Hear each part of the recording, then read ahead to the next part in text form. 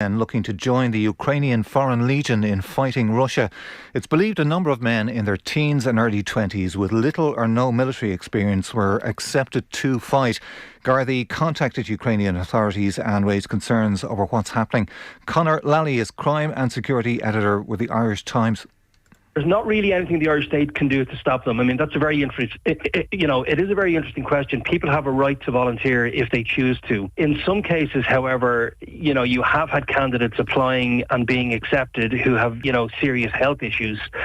And, when family and friends of these people have contacted the guards have then, contacted the Ukrainian authorities and then passed on those concerns. A rocket is being launched into space from the wing of a plane in the UK. Virgin Orbit is loading 10 mini satellites on board the craft. The rocket will pass an exclusion zone off the coast of Cork and Kerry before dropping the cargo into space. Space commentator Dr. Niamh Shaw says a traditional launch pad was considered a bit too complicated for these tiny satellites. And the simplest way to do that is not to have a launch at all. For the rocket, which is about 20 metres long, to basically be clipped under a Boeing 747, which they call Cosmic Girl. And then when they reach about 10 or 11 kilometres in the air, they deploy the rocket, which then gets activated, brings the payload, which is the CubeSats on the top of the rocket, a little bit further into Earth orbit. And that's your news update. It's 7:02. News Talk weather. Thanks to Ryanair. Best present ever. Give them a Ryanair gift card and they'll love you forever. Dry early tonight with light winds and increasing amounts of cloud with lowest temperatures of 1 to 4 degrees. And now you're up to date on News Talk. The Newsround on Off the Ball. With Gillette. Start your day in flow with the new Gillette Labs razor with exfoliating bar. This is News Talk. Now then, welcome along. Mondays Off the Ball coming at you. So this hour we will have James Horan on the show to pay tribute to Lee Keegan, who's announced his inter-county retirement, aged 33. So James Horan with us 7:30. We have Rory O'Connor and Fiona Hayes on Monday Night Rugby after 8. And then the football show, no Pat Nevin this evening, he's not around, but Mr. Damien Delaney is going to very ably step in between 9 and 10. 53106, the text number. We're at Off the Ball on Twitter. We have Michael McCarthy here in studio. Evening, sir. Good evening, Joe. And Richie McCormack, hello to you. Evening, gents. How are you? Very well, very well. I asked Michael, should we discuss Roy Keane and Tommy Tiernan? And Michael said, let's wait until a slight tangent tomorrow. So I'm suspecting he needs to get quite a lot off his chest there, unlike Roy. All right, I've started it now. Can we talk about Stevenage Villa, please? Because that was mighty crack yesterday. Did you watch it, Richie? He's not happy. I did actually, yeah. I did. When City Chelsea went beyond the pale in terms of competitiveness, I flicked over to the red button channel and I was... There was no red button channel. There is a red button. I have a red button channel. Well, I was pressing the red button and it wasn't doing anything. It doesn't do that anymore. You have to have other channels and stuff like that. But yeah, I was able to flick over and it was boring as hell because Villa were kind of almost playing out time for 70 odd minutes from the part I saw. And then they just completely shot themselves in not just one foot, but both feet, which made for a fantastically entertaining last 10 minutes and a horrific one if you're Mick, I guess. 7 years out in the third round in a row. Stop. People say the FA Cup doesn't matter. Try getting knocked out in the third round 7 years in a row. 7 in a row? Yeah. And to some shy teams. And like this was in League 2, Steve. The language as I was saying yesterday, it's like I shouldn't know Stevenage's recent form or where they are in League 2, but that's the worry that a possible giant killing gives you. Why? And then it happened. Why are you trying to turn the kids of Ireland into potty mouths? Oh, stop! I'm sorry. I don't. The kids of Ireland hear worse than that on the terraces, Joe. This is true. And Villa played a B team, a B-ish team. Yeah, I would say. Yeah, well, they've no right to be doing that. They played Bailey, and then maybe I think it was 9 changes. Like in some regards, like that's fine because you get it's probably a good thing to play Coutinho even though he was brutal. Stevenage. Absolutely brilliant tweet, by the way. While they were still losing 1-0, I don't remember the guy's name, and I apologise. I should have committed it to memory. But said the tweet going, Philip Coutinho's been taken off by Aston Villa. The substitution has taken longer because they had to dig him out of so and so's pocket. Yeah, nice. Yeah, brilliant.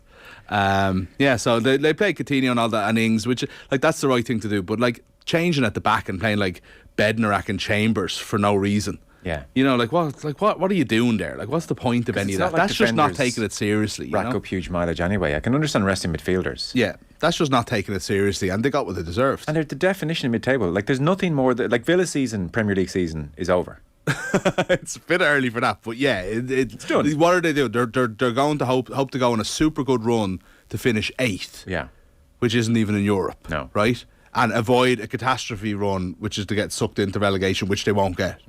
You know, so that's like I 100% agree with you. It annoys me so much. I didn't want to talk about this. Richie, I did because it was great.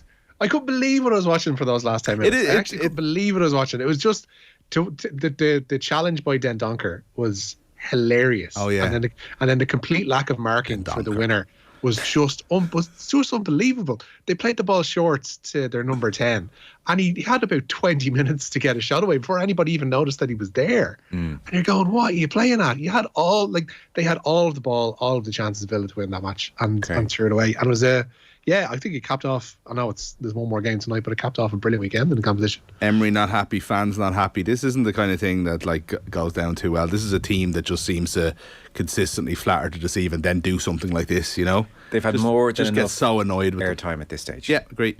The Newsround is brought to you with Gillette Labs for an effortless finish your day. Let's see what's going on. I think there's quite a bit of news to get through. Yeah. There is good news on Johnny Sexton with regard to the opening round of the Six Nations. Yeah, Leinster saying today Sexton will be fit for the Six Nations. The Ireland captain required a procedure last week on that cheekbone injury sustained in the New Year's Day win over Connacht. Sexton will be assessed next week, but is likely to return in time for Ireland's trip to Wales on February 4th. Tadhg Furlong is also expected to be fit for the Six Nations, despite suffering a calf injury separate to the ankle problem from which he was close to returning.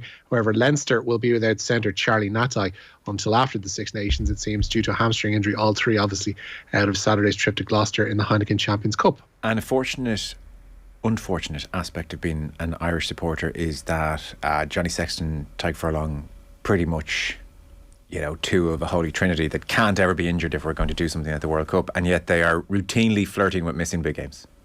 Flirting with? They tend to make it back. They make it back. It's actually bizarre. Especially you could say, oh, maybe if this was the Six Nations, would he play this week? You can have all these conversations. Johnny Sexton had a surgery on a cheekbone. Like there's no doubting that he is out and should be even out for the Ireland games. It's bizarre how much Furlong and Sexton miss so relatively few Ireland games, especially Furlong, but never play for Leinster. They make everyone sweat. Yeah, constantly, yeah. Brian says, should we be surprised if Gareth Bale is invited to join the Live Golf Tour now? Gareth Bale, same age as Lee Keegan, they've both retired today. There's a sense one made the most of his abilities. Gareth Bale is a more difficult conversation. It's such an interesting conversation though, because I was thinking about this today. How many players do you think have 5 Champions League medals? Ever. Including the European Cup? 6. One has 6 and... Did I guess it? No. One person has 6 and... 17 or 18 have 5, including Bale, right? Now, I don't think he was much a part of the last one, but the rest of them he was a key figure in. Like, he had an unbelievable career. He's probably Wales' best ever player. He got them to a World Cup and the European Championships when they never qualified for anything. He was arguably the best player in the Premier League for 1, if not 2 seasons. So why do I have a sense of, Gareth, what could have been? But me too. That's what I'm saying, because it's like, that's how good he was.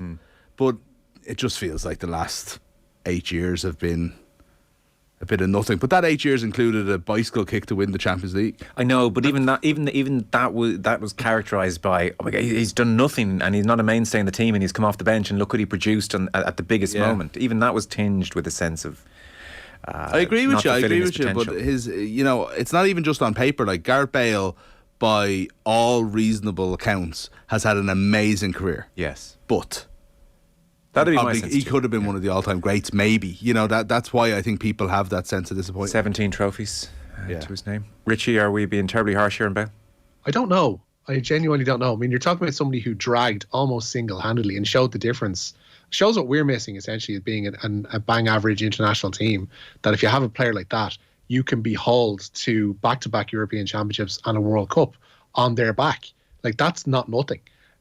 Winning 4 of those Champions League medals, like, he absolutely earned. To win a 5th one is, it is whatever. Like, it's incredible too. it just feels like, I don't know, we had the similar conversation with Wayne Rooney when he retired. It's like there's almost a sense that those players who break through at a very early age, and Bale was still one of those when he came through at Southampton, they mentally pack it in before their body really should do, and probably are left with those questions despite their obvious talents and, you know, their sitting rooms full of trophies and medals. You just get a sense that they probably are burnt out mentally quicker than a quote-unquote ordinary player would be. And I don't know if that's because they broke through younger than most. I don't know if it's because of the stupid wages that they're both earning at their respective clubs by the time they signed their final contracts there. But I think their youth, by the time they came through, has something to do with it. It is just a shame that he put his trotters up for 3-4 years at club level when he could have been doing so much more and making that mantelpiece grown even more. I suspect we'll get the Gareth Bale autobiography or an in-depth sit-down interview. The Prince Harry, I like to call it. I thought that was a banned word this week. And I suspect we will hear that his body was betraying him in a more severe way than we ever knew. And obviously he's not going to advertise the fact to the world while he's still playing, but I just think that would explain a lot. And secondly, and this might be further down the tracks, I don't think Ronaldo was the most welcoming presence at Real Madrid. And I've heard that from a couple of informed sources, that Ronaldo did not like the notion that Bale maybe was the most expensive player in the world, to the point that he, you know, inflated his own signing fee. And that maybe Bale's character is not the type to meet fire with fire there, and was somewhat cowed by that Ronaldo presence. And that's another aspect of his Madrid career. Now, he has to come out and he has to talk about those things. Yeah, but and also we have to take it as a point of view when he does as well, and not necessarily the definitive opinion on, or the definitive truth. But if he was to say, well, that was my experience and it did affect me, then... Yeah, I just think that that's fine for a couple of years.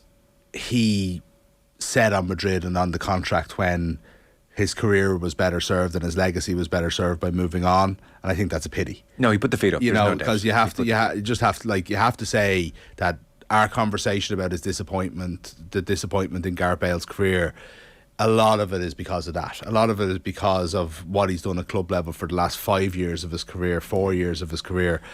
And, you know, like that's just a big part of it. Like if he went and tried to make the most of it, but his best days were behind him at 27, I just still feel like the achievements he would have had would mean we weren't having this conversation tonight. And I know his tongue was in his cheek, but when he held up the flag saying it was pretty funny, Wales, golf, Madrid, so there's a reason that flag was there. There's a reason that perception was there. Lee Keegan, on the other hand, Richie, we're not saying this guy could have done much more with his career. Yeah, he wrung the towel out for sure. Lee Keegan has been described as one of Mayo's greatest ever footballers. The 33-year-old has announced his inter-county retirement today, ending hopes that from manager Kevin McStay that he might stay on. Keegan won 7 Connacht titles, was 6 times an All-Ireland runner-up and won 5 All-Stars during his Mayo career. However, he says he can no longer offer the commitment required to continue in inter-county football. Speaking to Midwest Radio today, his former Mayo teammate Colin Boyle ranks Keegan among the county's best ever. It's a huge disappointment to Mayo supporters, there's no doubt about it, to us all. But you know, when it settles down, that disappointment will just turn to appreciation, just pure appreciation for what he's done for Mayo football over the last 10, 12 years. A sensational footballer, absolutely sensational. I think that most people are in agreement, probably Mayo's greatest ever footballer, and for what he's done. Like, we're all seeing the highlight reels that's gone up on social media already in the last hour or so, and some of the scores and the plays. It's just when it takes you back to some great days and some magical days, and you was a huge part of them. Quite striking how many people, even not least Colin Boyle, who I'm sure doesn't want to offend other teammates, has gone straight for Keegan as Mayo's best ever. And the conversation quickly moved to best player ever not to win an All-Ireland. Extraordinary career. It's one of those careers that the numbers both do justice to, but also don't capture the brilliance of him. But some of the numbers are extraordinary. Footballer of the Year 2016. He was nominated for Footballer of the Year in 13 and in 21. I mean, you think if Mayo win those titles, he becomes Footballer of the Year 3 times. 140 appearances for Mayo, so he's 5th on their all-time list.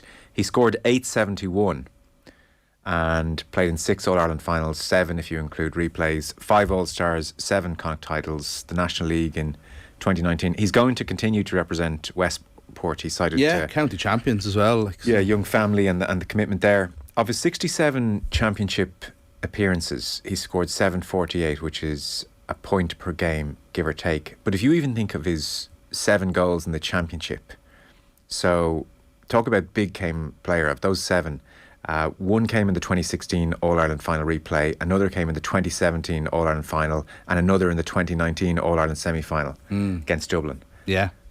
And I think a couple more in Croke Park. I can think of him lobbing Paul Durkin in the All-Ireland quarter-final, another time an absolute brilliant goal. But those three goals in 3 games against Dublin in a row. Yeah. Arthur had an amazing stat for me. Redmond Barry is the only other of Wexford is the only other player to score 3 goals past Stephen Cluxton in Championship football in the same province. And they were all in All-Ireland finals or a semi-final in one case. So yeah, but also when you think about those numbers, how much did he score in the Championship? 740 something. Yeah. He also played he was also the guy who was put on Conor Callaghan at corner back. This wasn't just like this guy who was like a wing back in name only. This was a guy who could play basically any position on the pitch, really. It was where do you use him best was always the question. Well, indeed. And, it'd be great to have James Horan on and ask him that question, because he must have looked at the various chess pieces he had as a manager, and Lee Keegan, perhaps his most dynamic and well-rounded, who could do absolutely everything. How do I use this guy to make sure I'm getting the most from him? On your point, so the numbers are extraordinary, but he was also marking generally the other team's best player. There was the Diarmuid Connolly years, maybe when they're the 2 best footballers in the country on their day. So they went up against each other 5 times. Both scored 1-4 across those meetings. Wow, yeah. Imagine having a player that you can say, I'm going to stick you on Diarmuid Connolly across 5 matches, and you're going to score the same amount. Not to be simplistic about that, but that's a win for the back. That's a huge win for Keegan. For him to score that in 5 games isn't bad for his position. And to keep for Connolly to 1-4. It's a defeat, really. And to keep Connolly to 1-4 across 5 games. But then again, you think of them rolling on the floor, you think of them ripping jerseys off each other. Yeah. That's what makes me kind of sad about today, really. It's he's 33, and maybe it is time, and maybe his best days are behind him, although watching him last year I wouldn't have said that necessarily. But we're losing that group now off both teams. And I think the further away from it we are, it's such a pity Mayo didn't win one of them, because it makes arguments about the rivalry. But those games for those 4 or 5 years were, I think, the best football it's ever been. Maybe the seasons weren't, and maybe we could have arguments about competitiveness and format and all that. But when we got to the final, when we got to Mayo Kerry or Mayo Dublin, in all of those games from semi-finals on, I don't think football's ever been better. Right. And Keegan was, if not one of the biggest 2 or 3 characters in all of that. I agree. I think the aftertaste of those glorious All-Ireland finals covered a lot of cracks in the Championship at that time. Yeah. It was a countdown to those 2 playing each other. Without a doubt, and Kerry could pop in every now and then, like in 14 or whatever, And Donegal were there at times, but really it was those 2. Keegan was incredible. Does the lack of an All-Ireland mean he can't be among the best ever, wonders Frank at Castlebar? No, it's a team sport. There's 15 on a pitch at any one time. And Lee Keegan, I would say, played well in All-Ireland finals. He scored goals in All-Ireland finals from wing back. He took the game by the scruff of the neck at times. So, if he didn't turn up on those occasions, that's a fair comment. But you can't be responsible for your entire team winning as one player. And Lee Keegan did as much as it can be done. As you said, nominated for Footballer of the Year for a team that never won on the All-Ireland 3 times is an unbelievable record. And that's 3 people are only nominated for that, don't forget. And won it once. Yeah, exactly. Rich, there is FA Cup this evening? There is indeed, yeah. Premier League leaders Arsenal facing a tricky test on the road in the FA Cup 3rd round tonight. Mikel Arteta's side are away to Oxford United of League One. Former Sligo keeper Ed McGinty is in goal for the hosts there. And recent signing from Shelbourne, Stefan Negru, is on the bench for Oxford. There's an 8 p.m. kickoff at the Kassam, and a trip to Manchester City awaits the winner in round 4. Arthur's put it through. For what it's worth, Hugo Lloris retired from international football as well today. He did, yeah. There's the big 3. 150 caps or something like that. Yeah, record appearance holder for France. Yeah, I'd say it's probably time. Not the most glowing tribute or in-depth conversation, admittedly, but that's the Lloris treatment. You do have Gareth Bale obviously jotted down as well, Rich. Yeah, Gareth Bale announcing his retirement from professional football of all kinds today. He won 5 Champions League medals while at Real Madrid, was a key part of the Welsh side for last year's World Cup and back-to-back European Championships. And Bale's last outpost was Los Angeles FC, for whom he played a whopping 14 times. However, did you see what happened in the MLS Cup final? Naturally, he scored the winner. I think it was the equaliser. They went to penalties, but so a header in the 9 minutes of injury time at the end of extra time, Gareth Bale pops up for a header in 128 minutes and 30 seconds into the top corner and goes absolutely bananas, and they win. I think they win on penalties. Now, unless he did get a winner later on. No, I think you're right. Yeah. For an uber talented sports person, a very stiff, not overly pretty golf swing. Really, yeah. For a man I who can't loved say I've golf. ever studied it now. Yeah. So he's not joining the Live Tour then? Well, that's not to say Liv wouldn't offer the money and the profile. And Not really a competitive sporting endeavour. there's definitely a chance they'll offer Charlie Woods money. Yeah. There really is. So maybe stranger things than Bale. It's amazing though, gifted at one sport and just grand at another. Especially if he is sort of obsessed with it. Obsessed in some with ways, it, yeah. Were you at the Ireland-Wales game in Croke Park when Stephen Ireland scored? He was 17 playing left back that day. No, but I do remember him. I have to say, that boy breaks my heart. Breaks my heart. Yeah. What could have been there? Stephen Ireland. Yeah. Yeah, of course. Yeah, another young man that day. Why did you bring that up? Because Gareth Bale was playing as a 17-year-old left back. Sorry. And And Ireland went down the right hand side and scored. Yeah, but Bale, he stood out like as a 17-year-old left back. You know, maybe it was because I'd heard of him. You know, and my memory is probably playing tricks with me. But remember, there was a thing for a long time that Spurs couldn't win when he played. Yeah, his first two, he was 6 seasons at Spurs, and the first 2 seasons were complete non-events, and it got gradually better over the 4 years. So, and then on his last season, as I said, best player in the Premier League. It's a funny career in lots of ways. I think anyone who remembers the Mycon game against Inter, that was a before and after period where he just went to a different level. It seemed very, very quickly. Chelsea, Graham Potter's in trouble, it seems to be the general word, but they have decided to break glass and bring in reinforcements.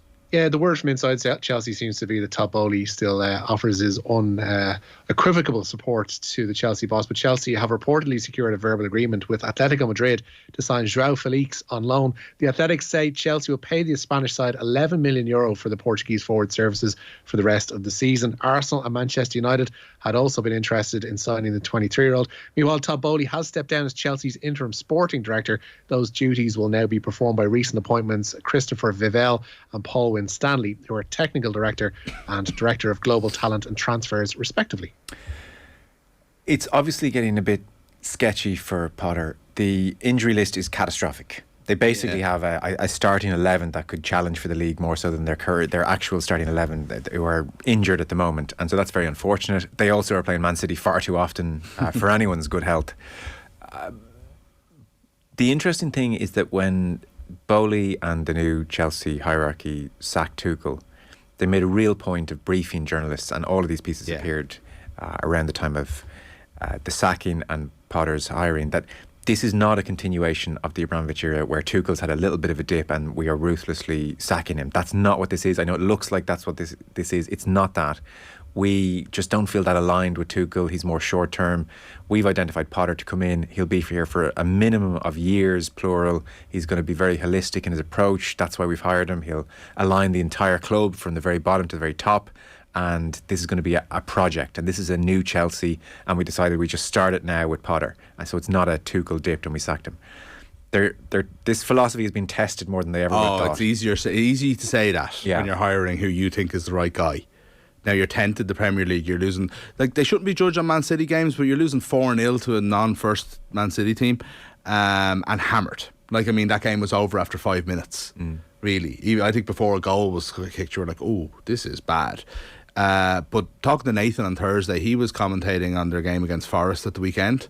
1-1 draw, he said he's never, ever seen Chelsea worse. Yeah. That's where you get judged. It doesn't matter what injuries you have, if Chelsea are being outplayed by Forest and playing in a way that a commentator who's seen God only knows how many games says he's never seen them as bad, that's really worrying for Potter. Because when we were talking him up, we were saying, like, you know, he's trying different formations, he's trying different players, he's got a bit of confidence about him that he's willing to see what's available to him here over time. And it was going okay then. Good results, bad results. But now they've collapsed, and there's just no room for that at a club that big, really. I don't know. I would be surprised to see him last to the end of the season at this stage. Damon Delaney is on the way after 9. We had double header in Croke Park, Rich. Yeah, and Glen of Derry will bid for a first ever All-Ireland club football title later this month. Malachy O'Rourke's side beat Galway's Mike Cullen 111 to 12 points yesterday to book their place in the final. Kilmacud Crokes are also in that decider after a 114 to 14 point win over Kerins O'Reilly's. O'Rourke was overjoyed by Glen's win yesterday. We came down here, I suppose, after winning an Ulster title. There was a great emotion that day, and it was a brilliant thing to do. And I suppose things are happening so fast, and that we won the first Derry title the year before. We repeated, won the first Ulster title a couple of weeks ago, and then we knew we had to get down there very quick because if we wanted to beat a very strong Mike Cullen team, so that's a challenge in itself, and I thought for large parts of the games we played well, we controlled at the different stages, but then we were, I suppose, maybe we were untidy at times as well, and we let them back into it, so it went right to the wire. But I think again, just the character of the team and the work of the boys shone through, and it was enough to get over the line. Final is on January 22nd. Owen Farrell's been cited. He has, for that dangerous tackle on Gloucester's Jack Clement on Friday night. The incident took place during Saracens' 19 points to 16 win at Kingsholm. Farrell's tackle went unpunished at the time, and it was his late drop goal that won the Premiership encounter for Sarries. His disciplinary hearing will take place tomorrow evening at 6:30, and if found guilty, he could be banned for anything between 6 and 10 weeks. Conversely, Manu Tuolagi has avoided further punishment for his challenge on Tommaso Allen, which resulted in the Harlequins player being stretchered off at the weekend. I was reading about Farrell's situation, so there'll be a disciplinary hearing tomorrow. 6 weeks is about the entry point for a mid-range offence like this. So they reckon he might get 2 weeks off for mitigation. I don't know what the mitigation is. But yeah, there's some mitigation. But he might get then another week off if he goes to tackle school. Which is just great. Is tackle school not training every day? Apparently not. Tackle school. I don't know. There's a lot of talk. I've seen a good bit on Twitter, and it's been kind of gathering pace a little bit that the big players are not getting punished, and rugby want to be very careful with that kind of thing. Now, I'm not saying I don't know about this, but there's a list of examples over the last few months, which includes Johnny Sexton in there, by the way, and it just seems like the big players are just being kind of seen differently and seen to have been, Johnny, I know you were trying there, a referee maybe just looking at the stars slightly differently than they're looking at Joe Soap at number 6. I'd like to see that factually laid out, because so would I, but think I'm just saying that I'm hearing more and more, and I'm purposely putting it out in that way, but because it's a murmuring. Yeah, but the murmurers, they will notice the big stars more than Joe Soap getting a big ban. And that's a very good point as well, yeah. I really agree with Mick, says John Knopfler. Oh, about what? The 2017 All-Ireland final, the highest quality game of football there has ever been. The greatest team ever, taken to their absolute limit by a brilliant, dogged Mayo team. Here is a question. That Mayo team, are they a great team? Yes, for me. We've had this discussion before. Arthur thinks they're not. We might go back into it tomorrow. Do you not think they are, Arthur? I can't understand the sign language. I think he said. Oh, sorry. I think he lifted a trophy, and then he said they haven't lifted a trophy. No medals. He shouted in my ear. No medals. Well, they have 7 Connachts or something, but National League, Arthur. No. But I mean. Okay, I'll talk to you about this tomorrow on the slight tangent. I think there's an argument. But would you not have that Mayo team above, say, the Cork team that won Northern Ireland in 2010? Yes. For greatness? They're not a great team either, he says. No, that's fair. That's fair. I'd have Mayo as one of the top 5. That Mayo team is one of the top 5 teams of all time. You can't tell me Dublin are the best team of all time and tell me that the team that lost to them, say in 2 finals, and you leave out the rest of them, leave out all the other close games, but say in 2 finals they played 3 games and there was a combined 2 points between them, and in one of those games Mayo scored 2 OGs. Yeah. Right? They lost another match by another All-Ireland final by a point in 2013. You can't tell me that Dublin are the best team of all time if this team who almost beat them on a consistent basis aren't great. See, I agree. Yeah. And on the point that Arthur makes, sorry, Arthur, to do this with you. We'll talk tomorrow on microphone. Come in, sure. Come in if you want. If we say something egregious, come in. So he says, well, the Cork team weren't a great team either, but they won an All-Ireland. So by that logic, winning an All-Ireland doesn't make you great. So then what difference does it make if Mayo won one or not? If we're saying greatness is different to just winning an All-Ireland. Yeah, but I suppose there's an entry point to greatness maybe, and that's... And is the entry point to win an All-Ireland though? No, I would imagine so, yeah. But it's only a starting point. But what I'm saying is, can we not just have exceptions based on our eyes? Reality? I think so. The reality of the situation. So. I think we should be more nuanced. Like that, there's not... See, this is the thing. They weren't just this team who played Dublin well. That Mayo team would have won, I would say, multiple All-Irelands in any other era. And I think that's established by Yes. Richie, settle this for us in 30 seconds. Yes, they are a great team. Okay. I don't think there's much discussion about it. I agree. To be at that level for the amount of years that they were, to challenge the best team that we've seen probably in our lifetimes on a very consistent basis. I don't think the trophies make a difference to that. We're talking about excellent players and an excellent cohesive unit. Don't think there's much discussion about it. Arthur's typed through. They did also lose finals against Donegal and Tyrone. Not just the greatest ever. Yeah, but that's because they're bottlers.